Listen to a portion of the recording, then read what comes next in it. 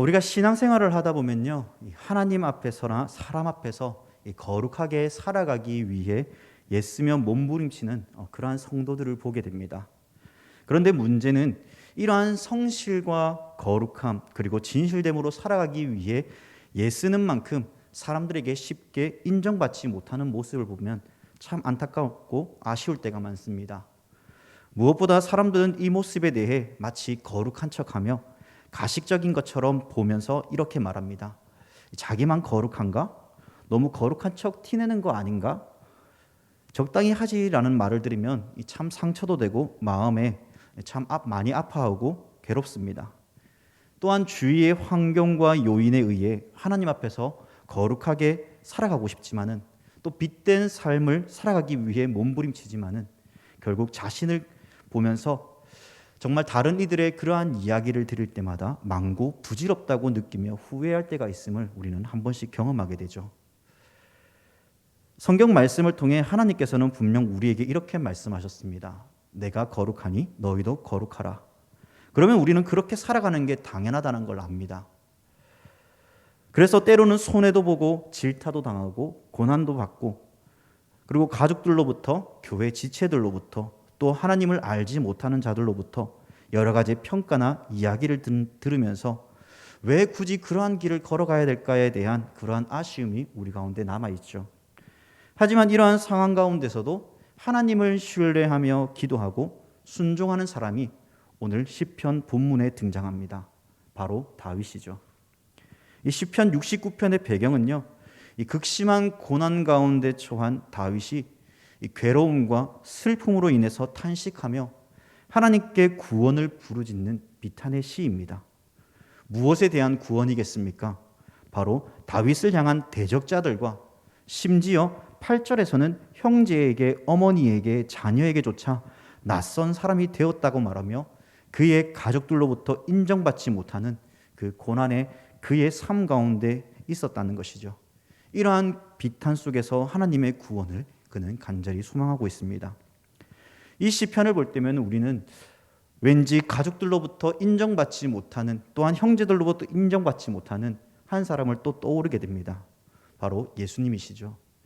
예수님의 생애 가운데 가족들에게도 같은 민족 사람들에게도조차 인정받지 못하는 모습을 겹쳐보면서 우리 그리스도인 또한 받을 고난도 이러한 삶을 살아가게 되는구나라고 느낄 것입니다. 왜냐하면 이 고난은 하나님의 백성 누구에게라도 예견되어져 있기 때문입니다. 그래서 빌립보서 1장에서 바울은 이 고난에 대하여 하나님의 백성을 향하여 신앙을 위협하는 자들에게는 멸망의 증거라고 말하지만은 믿는 자들에게는 구원의 증거라고 말하고 있기 때문이죠. 중요한 것은 이러한 고난을 통해서 하나님의 구원과 응답이 응하여지고 이 일을 통해 하나님의 선하심과 하나님의 공의가 바르게 세워져 간다는 것입니다.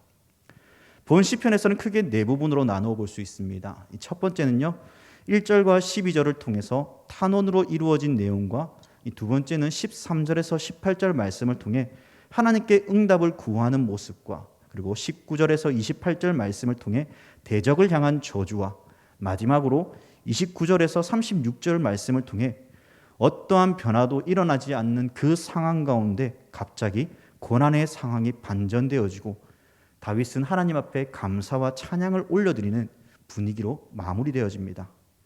마치 우리에게도 이 아무런 변화가 없는 상황일지라도 그것을 회복시키시고 변화시키실 하나님을 향해 감사와 찬양을 하라고 우리에게 권면하고 있다는 것이죠.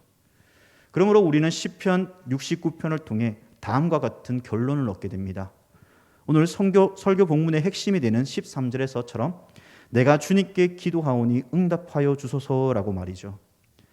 아무것도 변하지 않는 상황 가운데 우리는 하나님을 향한 그 신뢰와 그 믿음을 다윗을 통해 바라보며 가져야 될 것을 우리에게 말씀합니다. 이러한 신뢰와 믿음 속에는 앞으로 다가오게 될 고난 가운데 우리에게 다음과 같은 것들을 요구합니다. 우리 13절 말씀을 다 같이 한번 읽어보겠습니다. 13절 말씀입니다. 시작. 여호와여 나를 반기시는 때에 내가 주께 기도하오니 하나님이여 많은 인자와 구원의 진리로 내게 응답하소서. 아멘. 무엇입니까? 바로 기도입니다. 첫째는 이 고난 가운데 기도하는 그 삶이 우리에게 필요하다라고 다윗은 이야기합니다. 오늘 본문 중간에서부터 읽어서 앞부분에 대한 이 간략한 소개를 하고자 합니다. 다윗은 지금요, 이 고통의 때에 있습니다. 1절에서부터 12절까지 다윗의 탄식으로 이루어졌다고 말씀드렸습니다. 그 탄원의 내용을 보면요, 1절에서 4절까지의 내용을 보면 이 대적들로 인한 고난의 상황에 대한 하나님의 구원을 외치고 있는 다윗의 모습을 보게 됩니다. 그래서 다윗은 시편의 본 시의 첫 시작을 하나님이여 나를 구원하여 달라고 간청하고 있죠. 그리고 5절과 6절은 자신의 연약함을 바라보면서 하나님께 간구하는 모습입니다. 그리고 7절에서 12절까지는 고난의 상황에 대해 구체적으로 고백합니다. 그런데 그 고백은 그의 가족과 형제, 곧 이스라엘을 위해 헌신하며 굳건한 나라를 세워갔던 다윗이지만 이제 사람들이 그를 향해서 비방하고 있습니다. 주를 위한 열심을 넘어 섬겼던 그 헌신과 그 열심이 이제는 다른 이들에게 비방거리가 되었다는 것이죠. 그로 인한 극심한 슬픔이 다윗에게 찾아왔습니다. 여기서 우리가 놓치지 말아야 될 것은 이러한 극심한 고통과 슬픔이 왜 다윗에게 찾아왔느냐라는 것이죠. 우리 7절 말씀 보겠습니다. 7절에서 이 내용을 찾아볼 수 있습니다. 내가 주를 위하여 비방을 받고 수치를 받고 있다는 것이죠. 여러분, 우리는요, 언제든 이러한 때를 준비해야 됩니다. 어쩌면 여러분들 가운데 이미 하나님을 위하여 이러한 수치와 극심한 고통 가운데 있는 사람들도 있을 것입니다. 이 일로 인해 마음에 근심이 되고 가족들로부터 외면도 받고 어느 누구도 자신의 편이 되어주지 않는 듯한 그 극심한 고통 가운데 있을 것입니다. 그렇게 다윗은 의지할 곳 없는 이때에 하나님께 기도할 것을 우리에게 권면하는 것이죠. 왜입니까? 이 모든 상황을 주장하시고 인도하시고 다스리시는 분이 바로 여호와 하나님이시기 때문입니다. 그러므로 다윗은 나를 반기시는 때라고 표현하면서 이렇게 하나님께 고백합니다. 특별히 여기서 반기시다는 뜻은 원문에서 이 호의나 은총을 이야기하는데, 그런데 이 뜻의 원형을 보면 라차라고 합니다. 이 단어의 뜻은 이 기쁨이나 즐거움을 나타낼 때 표현되어집니다. 그러면 하나님이 기뻐하시는 때에 다윗 자신을 향하여 하나님의 뜻이, 하나님의 그 기뻐하시는 뜻이 온전히 나타내어지기를 소망하고 있다는 것이죠. 이에 대해서 조금 더 우리가 이야기해 본다면 이때는 누구에게 있습니까? 나에게 있습니까? 하나님께 있습니까? 항상 하나님께 있다는 사실입니다. 그리고 그때에는 우리의 뜻이 아니라 아버지의 뜻을 나타내시는데, 그 뜻 가운데 그 고난이라는 상황 속에서도 기도자는 우리에게 말합니다. 고난의 때가 구원하시는 하나님의 인자하심과 미쁘심을 경험하게 되는 때라고 말이죠. 그러므로 다윗 자신은 하나님께 기도하며 그 기도가 아버지의 기뻐하시는 때에 이루어질 것을 그는 바라고 있다는 것입니다. 누구나 고난의 때는 찾아옵니다. 하지만 그 고난의 때에는 우리가 알지 못하는 아버지의 뜻이 숨겨져 있다는 사실도 우리는 기억해야 됩니다. 다윗 또한 주의 집을 위하여 열심은 내었지만은 그의 가족과 이스라엘 백성들에게조차 외면을 받고 심지어 대적들에게조차 비난과 죽음의 위협에 처해 있음에도 그는 여전히 하나님의 때가 응답되어지길 소망하며 기도하고 있다는 것입니다. 그러면 무엇입니까? 저와 여러분 모두에게도 이러한 고난의 때를 위해 기도로 이 모든 상황을 이겨낼 만한 그러한 지혜를 간구해야 된다는 것이죠. 이 고난을 통해 현재의 상황만 보지 말고 하나님께서 이루고자 하시는 일들이 무엇인가를 기대하며 간구해야 된다는 것입니다. 이것은 경험을 해본 사람만이 아는 놀라운 은혜일지는 모르지만은, 그러나 기도는 어느 누구에게나 공평하게 할 수 있는 은혜의 도구입니다. 단 그 시와 때는 아무도 알 수 없지만은 아버지께서 그 기도를 통해 저와 여러분 모두 아버지의 때에 반드시, 아무도 알 수 없지만 아버지께서는 그 기도를 통해 저와 여러분들에게 은혜를 베푸시고 응답하시며 하나님의 선하심과 인자하심을 드러내실 것입니다. 그러므로 그때를 믿고 간구할 수 있는 우리 모두가 되기를 바랍니다.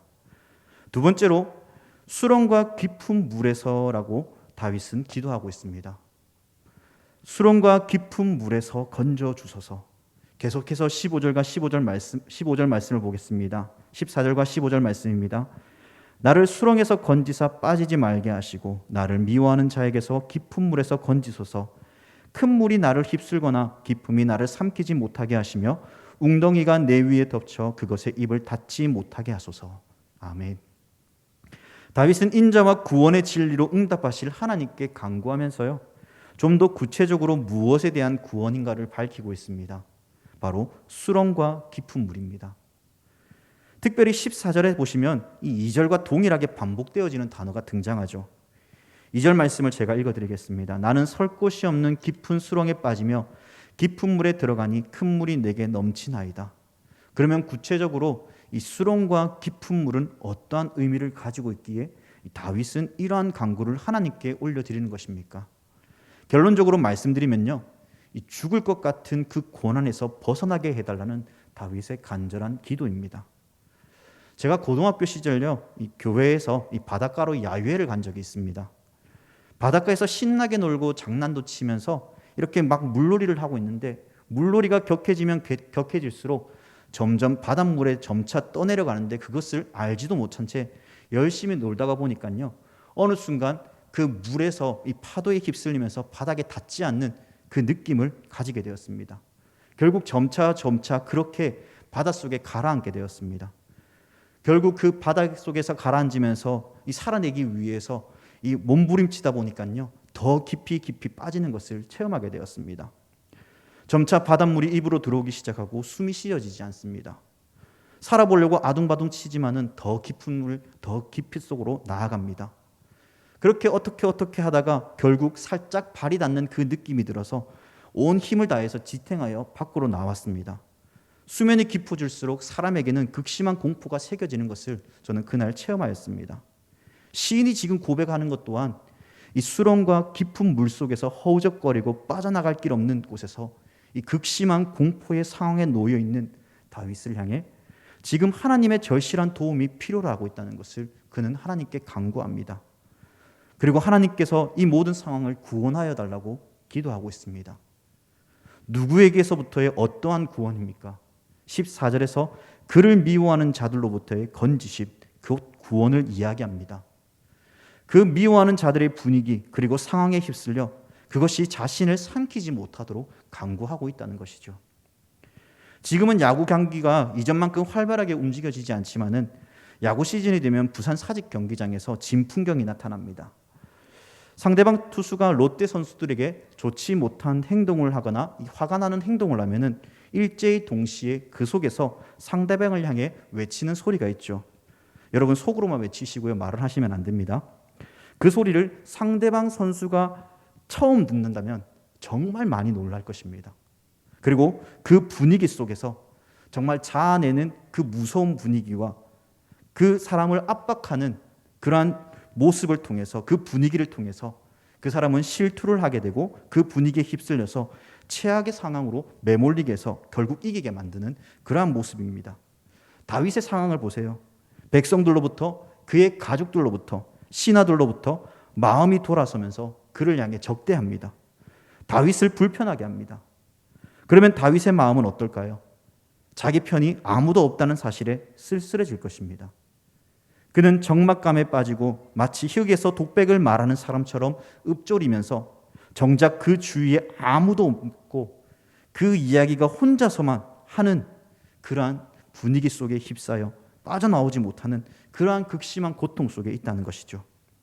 이러한 상황에 저와 여러분들이 빠진다면 어떨까요? 아마 견디기 힘들어하면서 뭔가 이 사람 저 사람에게 쫓아가서 도움을 요청하며 나를 도와달라고 말하지 않겠습니까? 그런데 다윗은 그러한 극심한 상황 속에서도 하나님 앞에 선 자로서 하나님을 위하여 살아가기로 결단한 자로서 철저히 여호와 하나님에 대한 신앙을 가진 자였습니다. 다른 것을 의지하지 않고 그는 일평생 그렇게 살아왔던 것처럼 여호와 하나님만 의지합니다. 하나님께 간구하며 기도합니다. 이것은 다시 말하면 다윗은 하나님 외에 다른 곳에 마음을 두지 않았다는 것입니다. 하나님만 철저히 의지하는 신앙을 가지며 살아왔던 그였습니다.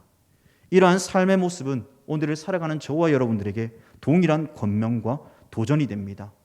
그 도전과 권면이 무엇입니까?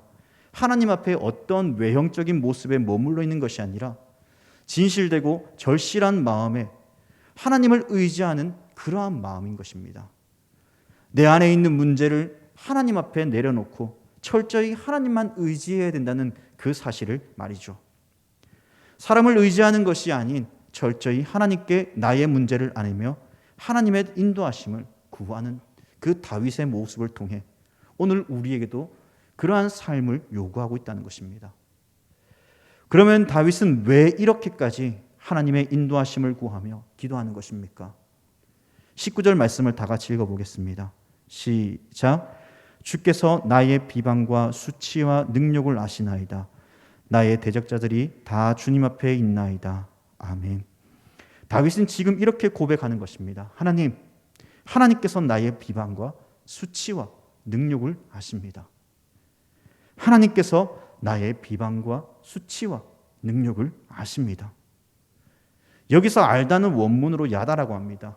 이 뜻은요, 이해하다라는 뜻으로, 때로는 구별하다라는 뜻으로 사용되어지기도 합니다. 그러면 본문에서 볼 때 하나님께서 아신다라고 했을 때 다윗이 사람들로부터 비방과 조롱과 그 수치와 능력을 아신다는 것이죠. 또한 하나님께서 그를 선택하셔서 기름 부음 받은 자로 구별하셨습니다. 그 구별되어진 그 사람을 향해 비방하며 조롱하는 그 수치와 능력을 일삼는 그러한 자들에게 하나님께서는 선악간에 분별하셔서 다시 말해 하나님을 향해 다윗을 향해 비방함과 수치와 능력을 일삼는 자를 선악간에 분별하셔서 공의로 그들을 심판하실 것임을 그는 확신한 것입니다. 특별히 하나님께서 당신의 거룩한 백성을 지키시기 위해 하나님의 의로움을 어떻게 드러내셨는지 생각해 보십시오. 오늘 많이 등장했던 이 물에 대해서 잠깐 생각해 볼 겁니다. 물로 심판한 사건 중 이 당신의 거룩한 백성을 애굽에서 출애굽시키기 위해 하나님께서 행하신 놀라운 기적들을 생각해 봅시다.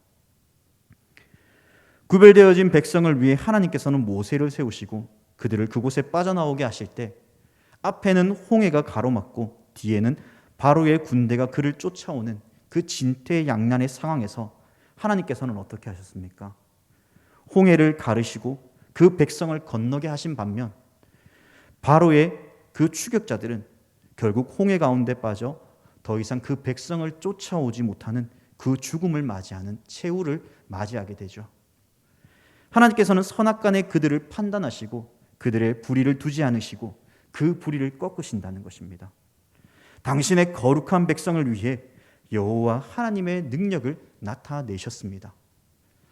그러므로 우리는 오늘도 하나님의 놀라운 그 은혜와 하나님의 행하심을 기억하며 살아갈 수 있어야 됩니다. 그러나 여전히 우리의 연약함은 하나님의 전능하심을 온전히 바라보지 못하고 하나님의 행하실 일들을 내 힘으로 뭔가 하려고 하는 그러한 어리석음에 대해서 우리는 종종 하나님보다 앞서는 우리 자신을 바라보지 않습니까?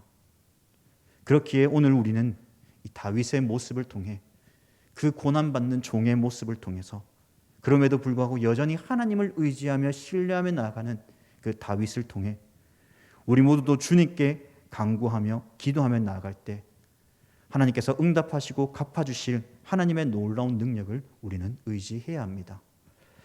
다윗의 상황은 사실 무엇 하나 변하지 않았습니다.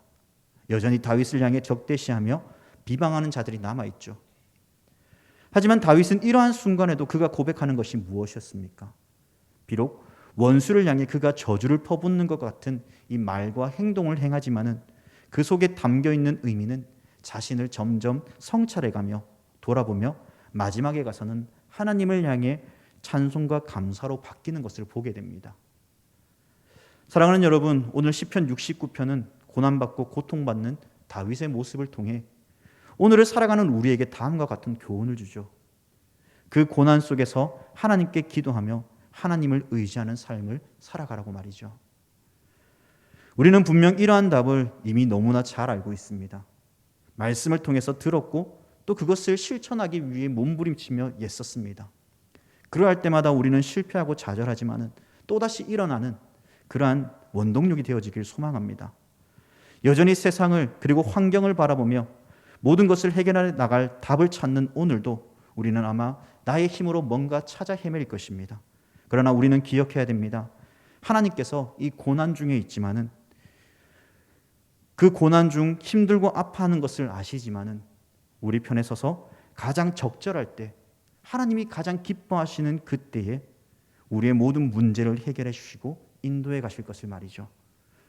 이러한 사실을 다윗과 같이 하나님을 신뢰하며 믿어야 됩니다.